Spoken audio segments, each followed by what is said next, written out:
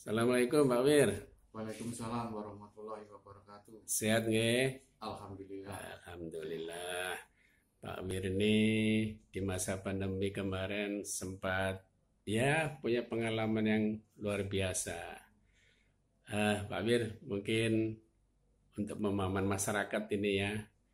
Ini pertama mungkin Pak Wir bisa cerita panjang lebar asal usul permasalahan kemudian ya sehat kembali. Ini tentu ada pesan-pesan untuk masyarakat.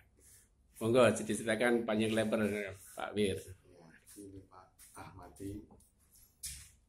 Pertama-tama itu saya juga dari sakitnya dulu Pak ya. Yeah. Kalau cerita pertama itu sakit itu tanggal berapa ya? Saya lupa. Desember 2020. Itu saya kena sakit itu awalnya itu ya biasa saja, panas saja, panas sampai 39 derajat.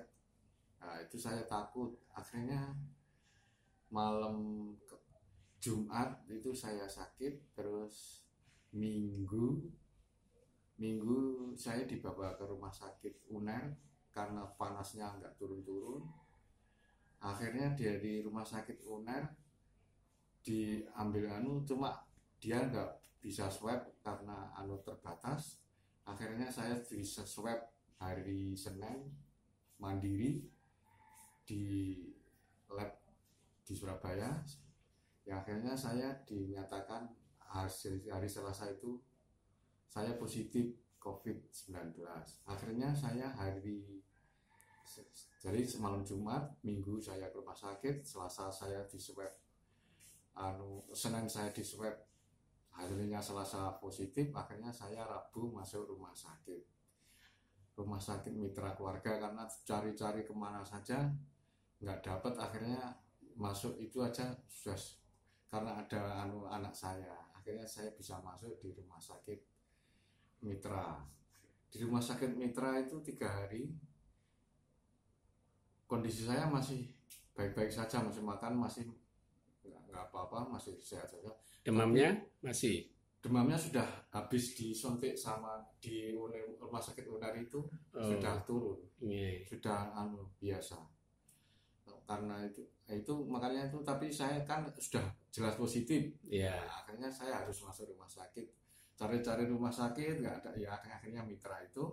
Akhirnya di 3 hari itu saya selama 3 hari itu masih biasa saja, tapi akhirnya pada hari ketiga di rumah sakit mitra itu nafas saya hilang, saturasinya turun terus. Kalau secara fisik terasa sesak atau bagaimana?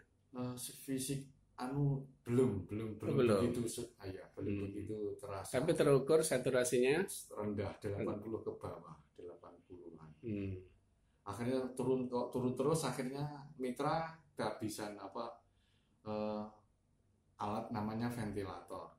Dari ventilator itu pengganti paru-paru. Saat itu memang puncaknya kasus COVID. Puncaknya COVID. Bersama saya itu banyak yang terus pindah. Saya akhirnya dirujuk ke rumah sakit RSU Sidoarjo atas bantuan Pak RW sama Mbak. Yang di Sidoarjo itu? Iya, yang di Sidoarjo. Oh, sama sini Mbak Winda, Bu Linda. Bunda Linda. Alhamdulillah saya bisa masuk sana. Masuk sana itu saya dari rumah sakit mitra itu, karena saturasinya rendah, biar cepat ditangani di rumah sakit Triaja, diusahakan dari rumah sakit mitra itu diusahakan saya dibius dulu. Nah, ini memang dibius sampai rumah sakit sana biar cepat saya ditangani. Ya saya habis itu sempat koma sekitar 12 jam, antaranya hari, pokoknya 3 hari di mitra. Terus akibat dari bius atau apa? Ya bius karena saya nggak harus pakai ventilator, itu harus dibius. Ya, karena ventilator ya. Karena ventilator itu, karena pengganti paru itu harus dibius dulu masukannya. Biar tidak. Tangan saya ditali takut nggak itu dipasang ventilator itu. Mungkin karena ya makanya itu setelah sadar saya tangan saya diikat biar nggak bisa gerak Iya, karena iya. ada alat itu takut alatnya Betul, refleksnya nyangkut ya. takutnya. Iya. Akhirnya sampai ya 12 jam seharian ya itu paling berat itu ya itu setiap hari ya makanya sampai masyarakat desa banyak yang bilang jangan rumah sakit mati ya karena bawa ke situ kebanyakan sudah mati. Samping saya itu tiap malam ada orang Iya, iya, iya, iya. yang meninggal karena itu tiap ada yang cuma berapa jam masuk itu sudah itu Iya, setiap iya. malam ada yang Jadi saya bayangkan Pak di Wir samping sedang saya itu ya sakit itu melihat itu lagi ya. Oh, Ya Allah, iya, iya, iya.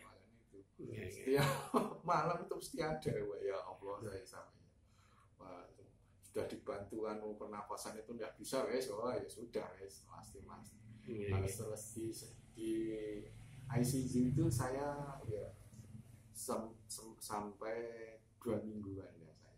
Ya, 2 minggu di ICU. Iya, itu. Pakai ventilator itu ya. Pakai ventilator itu 2 minggu. Tetapi sadar ya. Sadar. Ya karena kebiasaan orang itu begini, karena nggak harus biasanya bernafas pakai hidung, bernafasnya pakai ventilator itu lewat mulut. Nah, itu yang nggak biasa, makanya banyak orang yang gagal itu karena tidak biasa, makanya ya, hidungnya ditutup, nggak ditutup dan dibuntu, memang dibuntu diperban gini hidungnya. Jadi sudah mungkin ya bernapas dengan hidung ya. Memang karena corona itu kan di hidung sebelah dalam sana, makanya itu harus nggak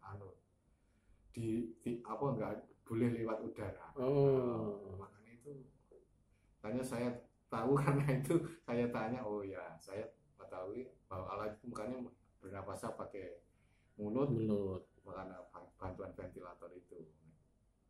Nah itu sempat itu siapa namanya ya ventilator pertama 100% dibantu oleh alat itu dikurangi. Saya sempat karena saya tahu sedikit tentang kesehatan, jadi saya belajar saya harus belajar bernafas pakai mulut. Saya tanya kalau saya nggak kuat, saya minta kertas, Pak saya belum kuat kalau diturunkan sampai 70, diturunkan lagi maksudnya komunikasi lewat tulisan ya. Lewat tulisan, iya kan. Ngomong nggak mungkin ya. Mungkin ya. Tapi memperhatikan banget ya perubahan. Perubahan itu saya Jadi tadi bertahap dikurangi ya. Pertama 100% berapa hari sampai 5 hari itu masih 100%, dikurangi sampai 70, sampai akhirnya diganti, sudah dicopot itu selama 2 minggu itu dicopot ventilatornya, saya sudah kuat, masih tetap pakai bantuan udara walaupun tidak pakai ventilator gitu. Tapi sisi hidung masih tertutup. Sudah ventilator sudah ganti buka hidung. Berarti sudah mungkin dirasa sudah cukup sudah COVID-nya sudah melemah, akhirnya saya sudah diganti itu selama pokoknya di ICU itu sampai 2 minggu. Ini dengan dilepas ventilator itu ada nih bahasa bantuan oksigennya? Masih tetap. Masih. Iya. Tapi pernapasan normal. Pernapasan masih dibantu pakai oksigen tetap. Tetap dibantu. Masih oksigen. Sampai hampir pulang itu masih kok. Tapi sebenarnya 2 hari 2 hari sebelum itu baru dicopot semua. Perasaan sebenarnya sesek enggak sih Pak? Ya sesek. Kalau dicopot ya bernafasnya enggak. Itu ya. Sesak, nggak bisa nafas. Iya. Jadi saturasi tadi ketika normal itu pada saat kapan? Ventilator udah lepas, terus oksigen lepas, itu untuk mengukur saturasi juga ya oksigen tadi? Oh iya, sudah 90-an saturasinya sudah. Makanya Oh, 90 sudah bisa Iya, lepas. iya dilepas sudah. Oke, Pak Wir, ini kan sekarang heboh lagi Omikron, antara orang sudah jenuh, abe, tetapi satu sisi faktanya ya ada. Ini pesan Pak Wir apa ini ke masyarakat ini? Ya jangan terlalu ya, namanya virus saya itu kan udah anu, akhir-akhir ini saya kan juga masalah virus ayam ya, hampir sama ahlinya juga dari dokter hewan juga ahli virusnya ya kan. Yeah. Sama-sama virus itu, kalau virus yang seperti corona itu kan virusnya kuat, maksudnya bisa bertahan sampai pandemi sampai di seluruh dunia, itu berarti kan virusnya itu kuat. Seperti kalau yang paling remah itu kan influenza, itu kan juga virus, tapi kan dia lemah, badan kita sudah kuat. Kalau seperti Omikron ya biasa, pokoknya kalau virus yang kuat itu ya mungkin di iklim berbeda nanti ada varian baru itu sudah biasa loh, di dalam virus itu sudah biasa. Jangan cuma takutnya itu kan Omikron itu kan lebih lebih ganas gitu loh, maksudnya masuknya itu menyerangnya terhadap manusia itu terlalu ganas ya. Takutnya kan seperti itu. Tapi asal kita sudah vaksin itu sudah lumayan, sudah membantu kalau kita vaksin itu. Ya, ini vaksin sudah mulai masyarakat nih. Ya, tapi hari-hari Pak Wir, apa yang perlu antisipasi masyarakat ini?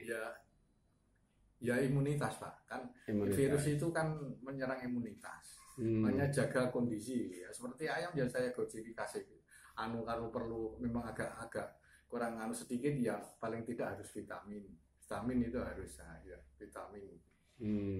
Ya yang sekarang itu yang biasanya yang ada zincnya itu vitamin C sama zinc.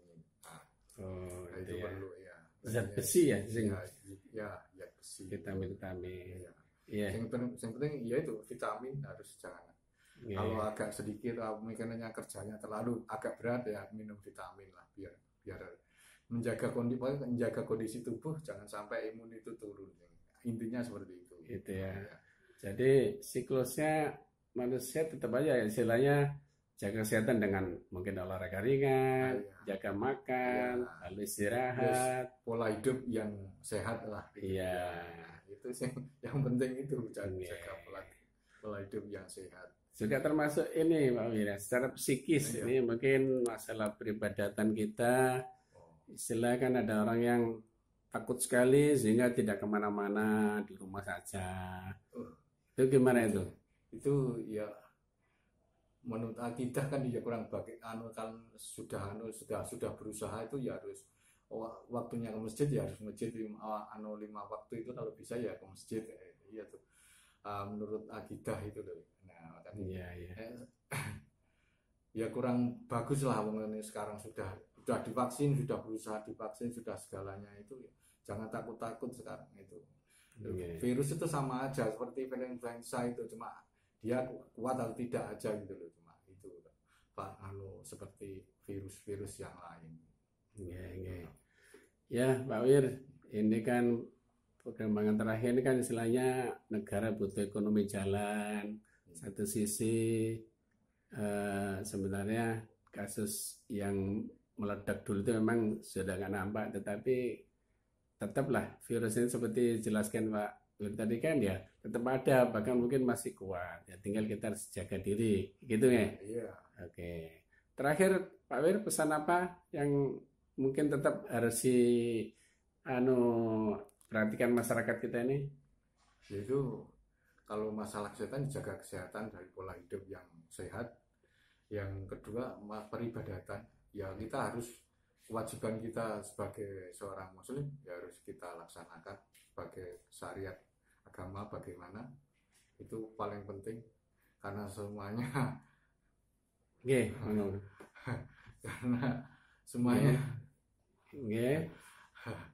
karena semuanya takdir Allah.